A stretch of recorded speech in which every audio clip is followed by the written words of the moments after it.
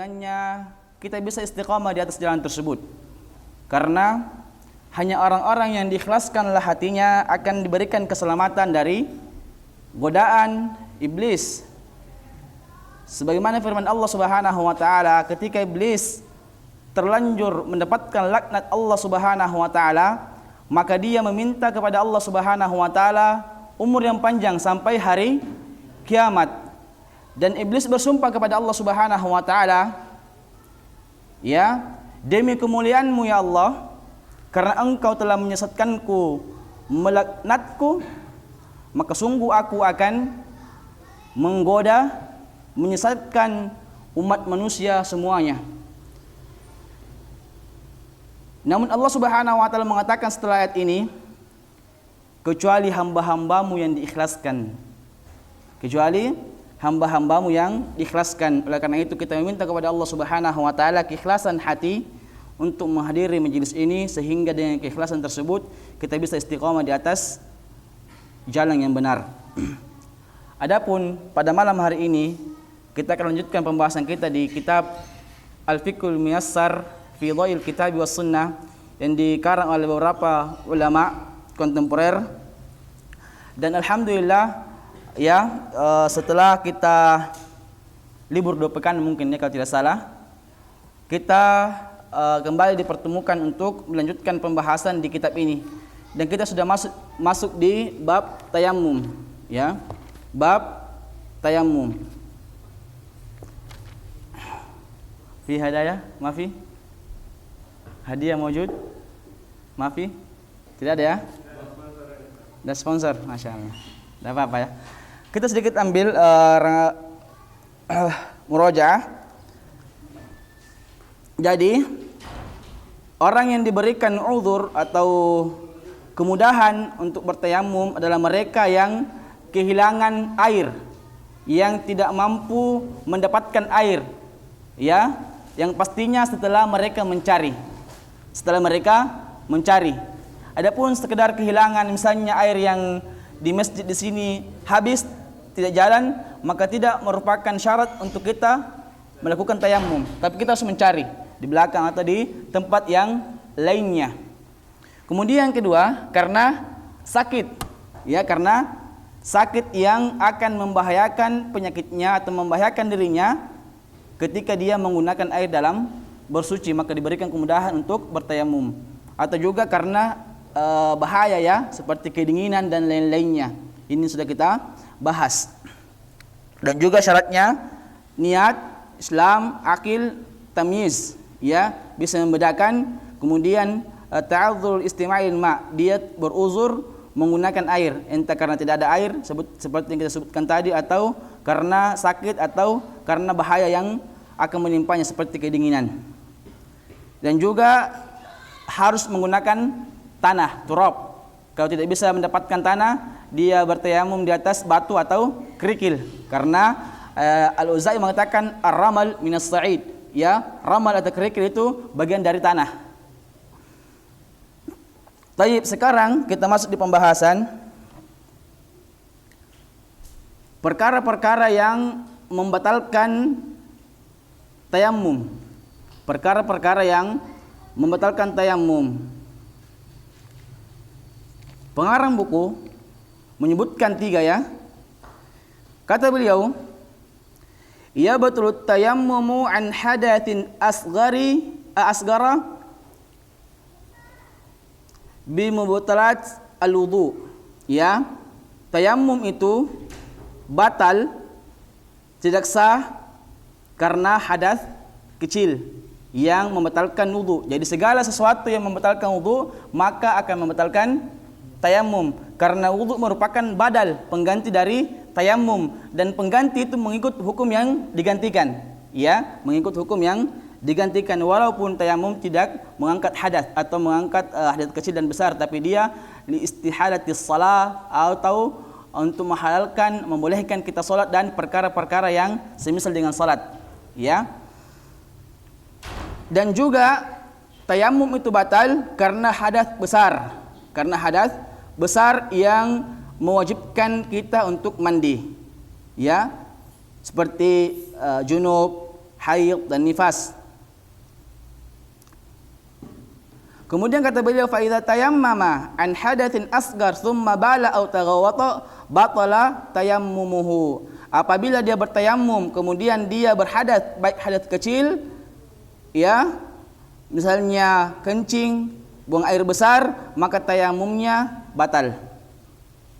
Ya, sebagaimana yang disebutkan tadi bahwasanya tayamum itu untuk hadas kecil, dia pengganti wudu. Ya, pengganti wudu, dan juga pengganti wudu itu mengikuti hukum yang digantikannya. Maka hukum-hukum yang berkaitan dengan wudu, hukum-hukum yang berkaitan dengan mandi wajib mengikut atau mengikuti itu ya. Tayamum itu mengikuti hukumnya yang mandi wajib dan wudu. Kemudian pembatal kedua tayamum, wujudul ma, adanya air. Ya.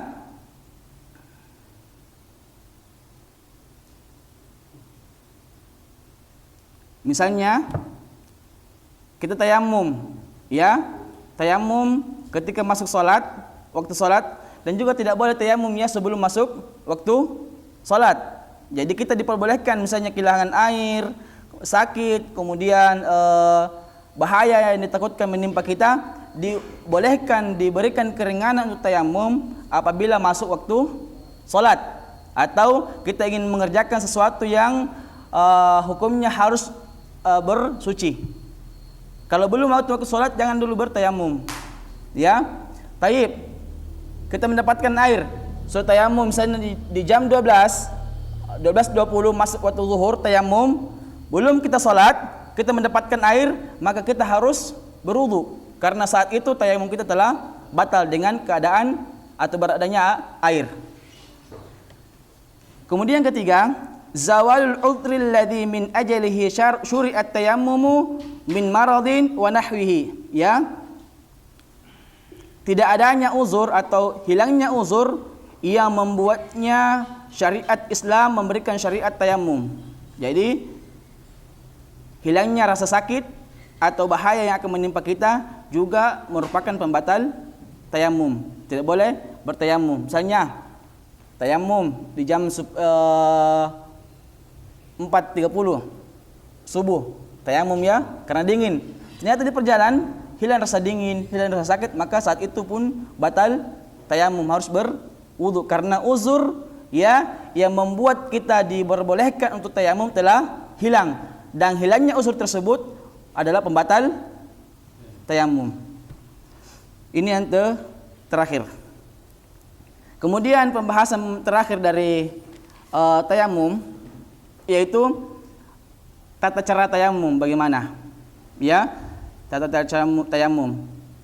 Wa kaifiyatuhu, kata pengarang buku, an yanwiya thumma yusammi wa yadrib al-ardha biyadaihi darbatan wahidatan.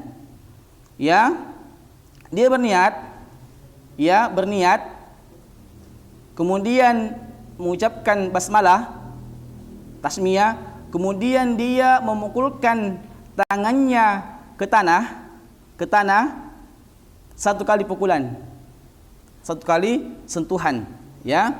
Thumma yanfukhuma, kemudian dia minutnya, atau yang fadhuhuma, dia memukulkannya, menggerakkan tangannya. Thumma yamsah bihima wajhahu wa yadayhi ila rusghaini, kemudian dia mengusap wajahnya dan kedua tangannya sampai pergelangan tangan, ya, sampai pergelangan tangan. Jadi berniat, kemudian mengucapkan basmalah, ya, kemudian dipukulkan tangan kepada tanah satu kali, ya, kemudian meniupnya atau memukulkannya, kemudian kita mengusap, ya, wajah begini, kemudian kita seperti ini, ya, kemudian ini sampai di pergelangan tangan. Walaupun sebagian mazhab mengatakan sampai siku. Ini khilafnya yang mana dimaksud al-yad. Apakah al-yad itu sampai di pergelangan tangan atau sampai siku? Maka yang mengatakan sampai siku harus mengusap sampai siku. Yang mengatakan sampai pergelangan tangan cukup pergelangan tangan. Ya, wallahu alam. Jadi seperti itu ya. Kalau tidak salah kalau di yang lainnya seperti mungkin ya. Kalau yang siku itu seperti ini. Begini dibalik supaya tidak menjadi pengulang atau al-musta'mal, sudah terpakai. Kalau kita seperti ini akan terpakai. Ya, seperti ini. Kalau yang siku. Kemudian sehingga yang kita gunakan adalah tanah yang baru lagi. Tidak terulang penggunaannya. Wallahu a'lam. Ya. Jadi cukup pukulkan, tiup atau pukulkan begini yang kalau seperti ini ya. Usahakan begini wajah, kemudian untuk tangan yang di sini. Tangan yang di sini atau telapak tangan yang di bagian sini yang menyentuh tangan kanan seperti ini. Kemudian dimasukkan seperti ini, ya. Kemudian ini juga seperti ini, masukkan seperti ini. Ya. Wallahu a'lam.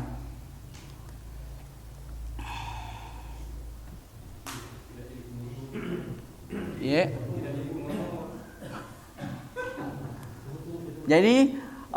Jadi darba wahidah ya. Satu pukulan untuk wajah dan apa? Tangan. Karena hadis Nabi SAW, at-tayammumu darba lil wajhi wal kaffaini. Ya, tayammum itu satu pukulan saja untuk wajah dan tangan. Walaupun sebagian mazhab mengatakan dua. Satu untuk wajah, satu untuk tangan. Ya, kalau tidak salah wajah sebagian mazhab mengatakan pukulan pertama itu adalah kewajiban, wajib. Pukulan selanjutnya adalah sunnah. Artinya pengambilan yang kedua sunnah. Jadi cukup, wallahu alam.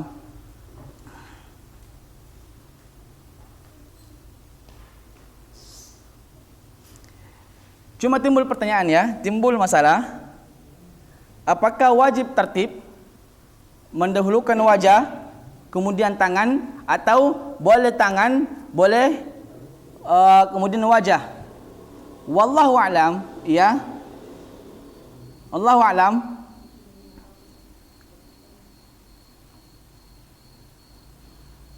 Boleh tidak tertib. Walaupun di mazhab Syafi'iyah mengatakan fardu, harus tertib wajah kemudian tangan.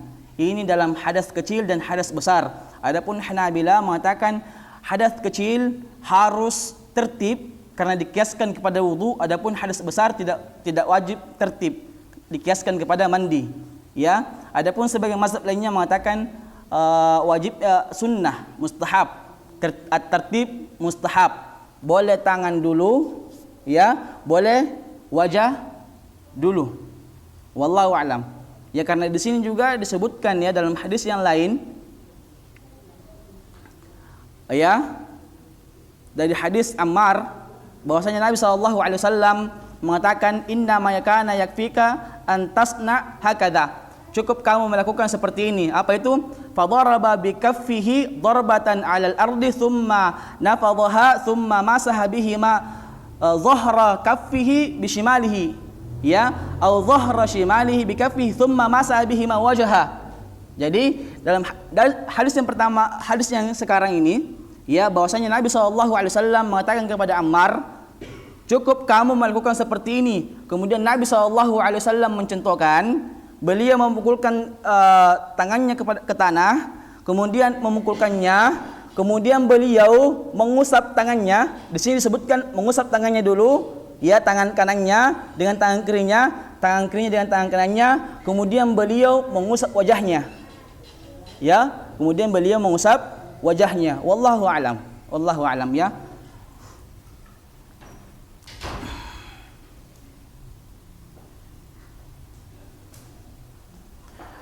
Bagaimana dengan junub?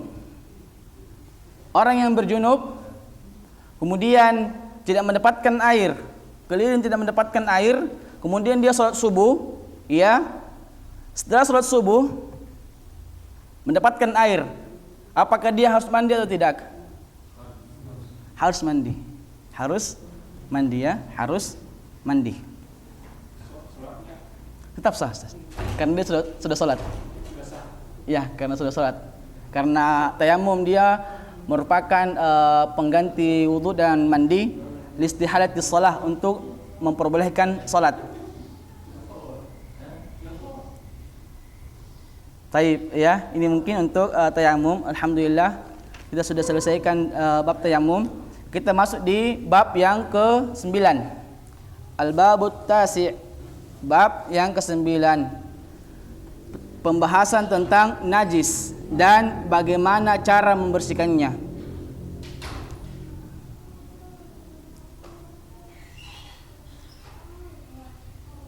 Dalam pembahasan ini, dalam bab ini ada beberapa masail pembahasan. Yang pertama, pengertian najasah dan pembagiannya.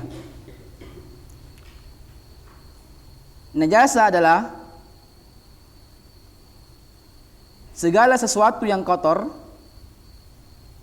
yang dimana syariat Islam memerintahkan kita untuk menjauhinya, ya, menjauhinya. Macamnya ada dua. Yang pertama adalah najasatun ainiyatun au hakikiyatun, ya, najis secara ain atau secara hakikat, yaitu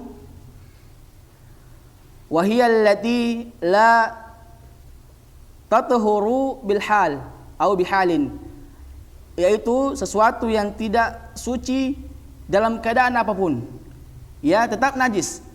Biar diapakan dia tetap najis. Ini namanya najasatun au najasatun ainiyatun atau hakikiyatun. Ini pembagian yang pertama, yaitu najis yang tidak akan pernah suci dalam keadaan bagaimanapun. Contohnya seperti kotoran himar, keledai, darah, kencing, ya, dan lain-lainnya. Ini semua najis yang tidak akan suci, ya, walaupun diapakan. Kotoran tetap kotoran, darah tetap darah, najis, ya, karena memang secara ainnya dia adalah najis. Pembagian yang kedua, najasatun hukmiyatun, najis secara hukum. Secara hukum. Apa itu? Wahiyya amrun bi'tibari yakumu bil a'dha, segala sesuatu yang ada pada badan, ya, segala sesuatu yang ada pada badan. Wa yamna'u min sihhatis salati, dan dia menghalangi atau mencegah akan keabsahan salat, dan masuk padanya hadas kecil, ya, yazulu bil wudu'i kal ghaiti, yang dia hilang dengan berwudu, seperti kotoran, seperti buang air besar. Ini namanya juga najis, tapi najis hukmiyah. Najis hukmiyah, bukan ainiyah, bukan hakikiyah, ya, karena dia juga menghalangi seseorang untuk melakukan salat. Dan juga hadas besar yang dihilangkan atau diangkat dengan cara mandi, contohnya junub, haid, nifas, dan lain-lainnya. Wal aslul ladzi tuzalu bihi an-najasatu huwal ma'. Hukum asal yang dapat menghilangkan najis adalah air. Adalah air. Fahuwal aslu fit tatahiri, dan itu adalah asal dalam pembersihan, penyucian. Sebagaimana yang dikatakan oleh Allah Subhanahu wa taala, wa yunazzilu 'alaikum minas sama'i ma'an liyutahhirakum bihi. Dan Allah menurunkan kepada kalian air dari langit untuk mensucikan kalian dengan air tersebut. Jadi hukum asal untuk menghilangkan najis, baik najis hakikiyah, ya, artinya ketika bertempel di badan atau di pakaian, ataupun hadis hukmiyah, dia terangkat dengan air, dihilangkan dengan air. Dan ini kita sudah bahas, ya, air apa saja, karena air ada tiga, najis, air tahurun, tahirun, dan air najis, ya. Maka yang dimaksud untuk mengangkat hadas atau menghilangkan najis harus dengan apa? Air tahur, Ya, air tahurun. Dia adalah air yang mensucikan, air yang suci dan mensucikan. Adapun air tahir maka tidak mengangkat atau menghilangkan najis. Contohnya air teh, misalnya ada kopi di samping, ada kotoran, cukup dengan siram, tidak menghilangkan ya, tidak menghilangkan. Kemudian pembagian najis. Najis ada 3 macam ya. Najasatun mughalladatun, najis yang besar, yang dia dihilangkan dengan cara tersendiri. Seperti apa? Najisnya anjing, jilatan anjing, wa ma tawallada minhu, dan apa yang lahir dari anjing tersebut. Ya, apapun yang lahir dari anjing tersebut, anjing sama anjing berhubungan, lahir anjing, kemudian anjing sama kambing, kemudian lahir kambing dan anjing bentuknya berbeda, maka hukumnya mengikut hukum anjing. Najisnya seperti najis anjing, ketika terjilati pakaian, wadah, maka dia harus dihilangkan dengan cara khusus, akan kita sebutkan insyaallah. Kemudian najasatun mukhaffafah, najis yang ringan, najis yang ringan ya. Contohnya adalah kencing bayi laki-laki yang belum makan kecuali air susu ibunya, maka ini namanya mukhaffafah ya. Maka cara pembersihannya juga dengan cara khusus, cukup dipercikan, insyaallah kita akan bahas. Kemudian yang terakhir ya, najis yang ketiga, mutawassithah, najis pertengahan, yaitu baqiyatun najasat ya, yaitu najis-najis yang selain anjing atau yang lahir dari anjing atau kencing bayi yang laki-laki ya, bayi laki-laki berumur atau dia tidak makan kecuali air susu ibunya, maka selainnya itu namanya najis mutawassithah. Najis mutawassithah seperti kencing, kemudian kotoran manusia, bangkai dan lain-lainnya ya.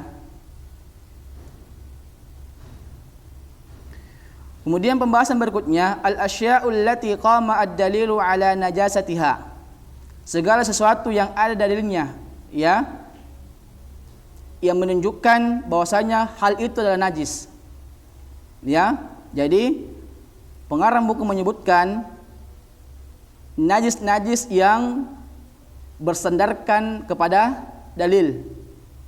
Yang pertama kata beliau, baulul adami wa utratuhu wa qai'uhu, kencing manusia, kotoran manusia dan muntahan manusia. Jadi yang pertama beliau menyebutkan kencing manusia, kotoran manusia dan muntahan atau muntah manusia.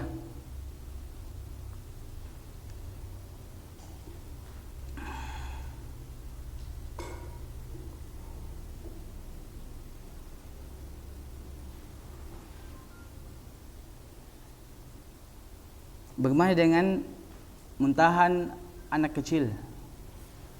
Apakah dia najis atau bukan?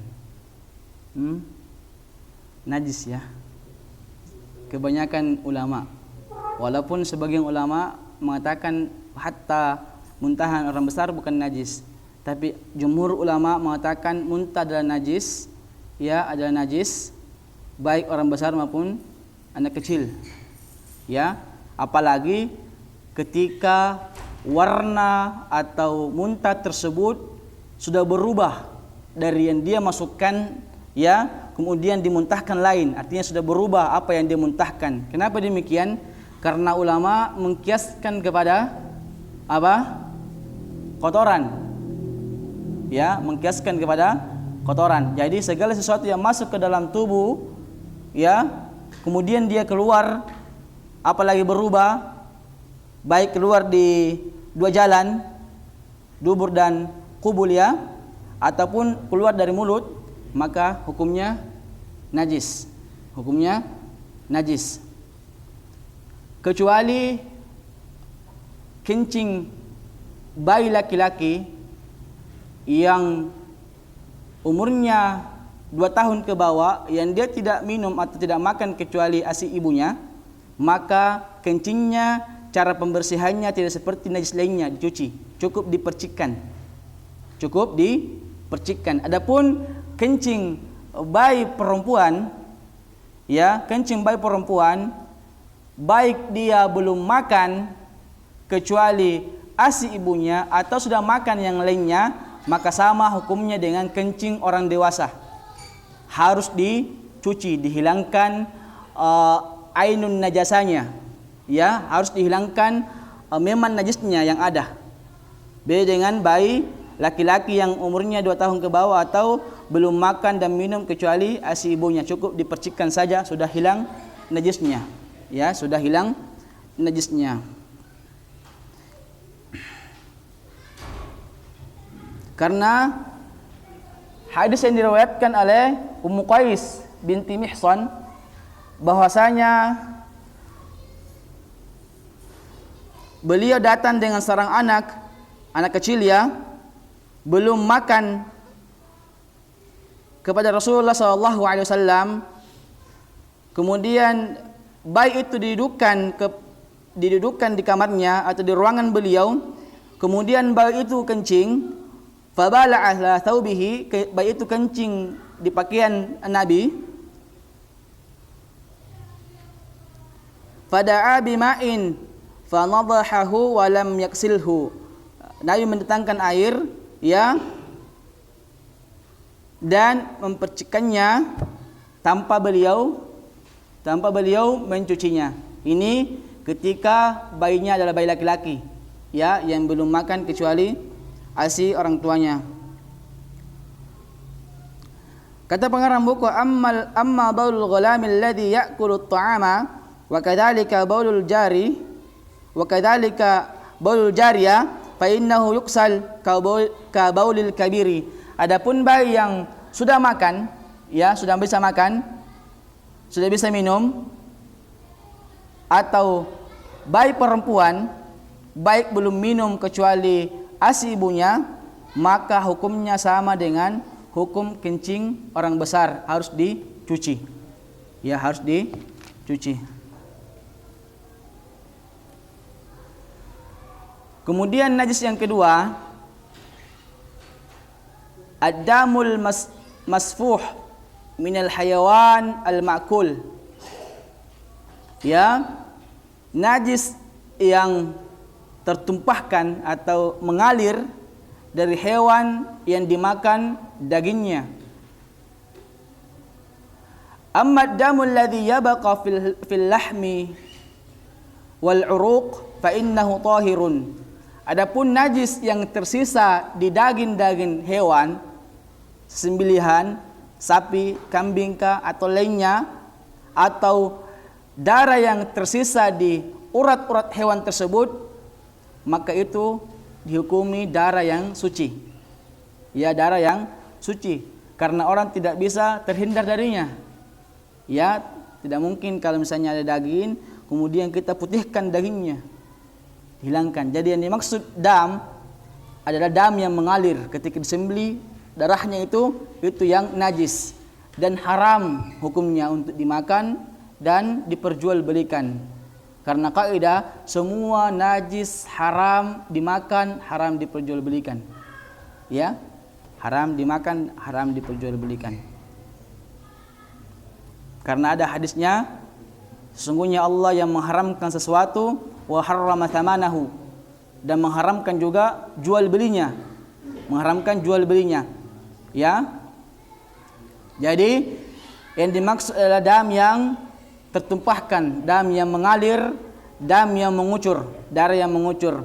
Karena Allah Subhanahu wa taala dalam surah Al-An'am mengatakan au daman masfuhan, atau darah yang tertumpahkan darah yang mengucur, yang mengalir, itu yang dikatakan najis. Adapun darah yang tersisa di daging-daging hewan sembelihan atau di urat-uratnya, maka dihukumi bersih. Taib. Tapi ada dua darah yang dihalalkan. Apa itu?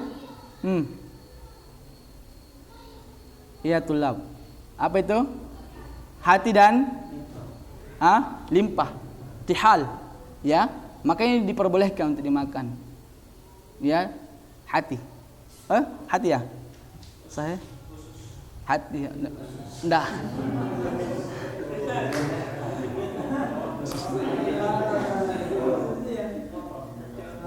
Hatinya ya, bukan jantungnya ya, hatinya. Kemudian najis yang ketiga, baul wa raus kulli hayawanin ghairi ma'kulil lahmi. Kencing atau kotoran semua hewan yang dimakan dagingnya. Semua hewan yang dimakan dagingnya. Semua hewan yang tidak dimakan dagingnya, ya. Baul wa raus kulli hayawanin ghair ma'kulil lahmi. Segala hewan, segala kotoran, kencing hewan yang tidak dimakan dagingnya. Seperti kucing, tikus, pokoknya segala sesuatu yang tidak dimakan dagingnya, kencingnya, kotorannya itu adalah najis. Sapi, kotoran sapi berarti tidak masuk dalam ini, walaupun di mazhab lain masuk, ya. Seperti aina sahabat Syafi'i, sesadang, ya. Maka kencingnya sapi najis.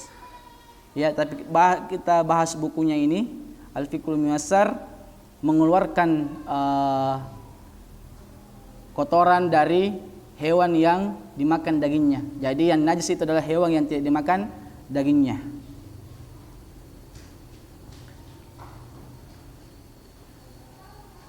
Kemudian berikutnya al-maitatu, bangkai. Maka bangkai ini adalah najis. Ya, najis. Bangkai adalah segala sesuatu yang mati tanpa dengan cara yang disyariatkan. Tanpa dengan cara yang disyariatkan.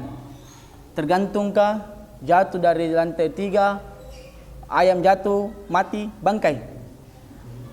Ya, ayam jatuh terbang, ya, kalau ayam, masya. Iya. Pokoknya hewan yang jatuh kemudian mati, bangkai, karena dia mati dengan cara yang tidak syar'i.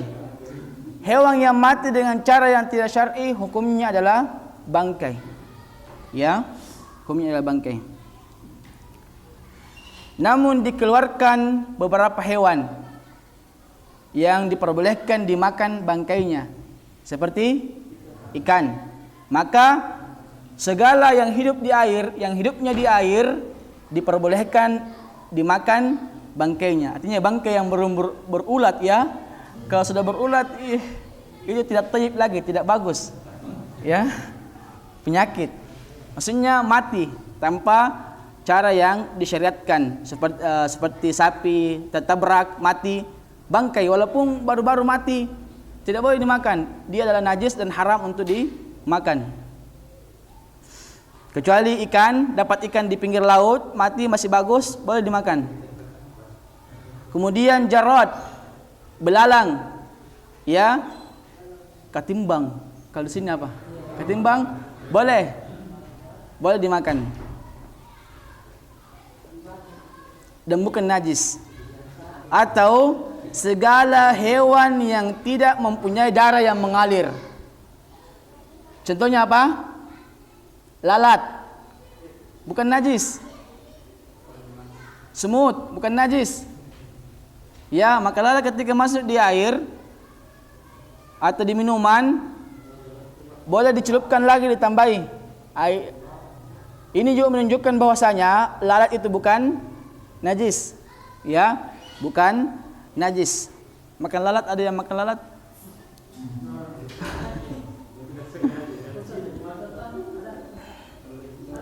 Fa innahu tahira. Penyakit ya. Berarti tidak boleh makan. Jadi segala najis itu haram hukumnya dimakan, namun tidak semua yang haram itu adalah najis. Ya, tidak semua yang haram adalah najis, tapi semua najis itu haram untuk dimakan. Bisa dipahami kaidahnya? Segala sesuatu yang bernajis atau segala najis, semua najis itu haram hukumnya untuk dimakan. Namun tidak semua yang haram untuk dimakan, diminum itu najis. Contohnya racun ya, tidak najis tapi tidak boleh minum racun. Tidak boleh minum racun. Sudah azan, ini belum selesai najisnya. Hewan buruan itu dia bukan bangkai, karena dia mati dengan cara yang disyariatkan. Memang disyariatkan, dibolehkan memburu hewan, namanya said, buruan. Ya, bahkan potongannya kakinya itu kita lempari parang, terpotong kakinya, boleh dimakan. Adapun hewan biasa, sapi, dipotong kakinya, kemudian dimakan kakinya, masih hidup, bangkai kakinya, tidak boleh dimakan. Atau kita ambil sebagian dagingnya dari hewan hidup, maka tidak boleh dimakan, karena segala sesuatu yang terpotong dari hewan adalah seperti hukum bangkai, kecuali hewan buruan. Ya, kecuali hewan buruan. Dan juga ada diperkecualikan termasuk kijang, ya, kijang yang mix, yang harumnya yang baunya sangat harum. Ada, wallahu alam bagaimana modelnya. Jadi hewan buruan dia tetap syar'i ya. Dia kematiannya tetap syar'i karena ada cara tersendirinya. Bahkan kalau yang bunuh itu adalah anjing, ya, selama anjingnya adalah anjing buruan, anjing yang terlatih, terdidik untuk memburu, maka boleh dimakan buruannya, kecuali dia cabik-cabik karena dia mengambil untuk dirinya bukan untuk kita, ya, untuk dirinya bukan untuk kita. Kalau dia cuma sekedar buru mati dibawa ke kita, itu untuk kita, boleh dimakan, ya. Yang penting anjingnya adalah anjing yang terlatih. Wallahu a'lam. Diperkecualikan. Wallahu a'lam. Baik, mungkin sampai di sini ya pembahasan najisnya. Kita bahas pekan depan tentang macam-macam najis yang disebutkan oleh Al-Quran dan Sunnah. Tinggal 1, 2, 3 ya, tinggal 3 yang disebutkan di buku ini. Mungkin kita cukupkan sampai di sini ya, karena sudah masuk waktu Isya.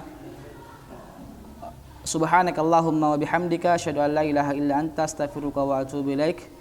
Wa sallallahu ala sayyidina Muhammadin walhamdulillahi rabbil alamin. Assalamualaikum warahmatullahi wabarakatuh.